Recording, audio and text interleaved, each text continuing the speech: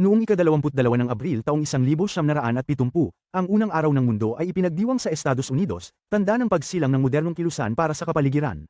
Ang pangyayaring ito, na nasimulan ni Senator Gaylord Nelson, ay naglalayong itaguyod ang ekolohiya at respeto sa buhay sa planeta, at hikayatin ang kamalayan sa lumalagong mga problema ng polusyon sa hangin, tubig, at lupa. Noong parehong petsa noong 1993, ang Holocaust Memorial Museum sa Washington, D.C. ay pinasinayaan para parangalan ang mga biktima ng panahon ng Nazi. Ang museo ay naglilingkod bilang opisyal na memorial ng Estados Unidos para sa Holocaust, na nagbibigay ng isang komprehensibong kasaysayan ng Holocaust sa pamamagitan ng mga eksibit, pananaliksik, at pampublikong programa sayon.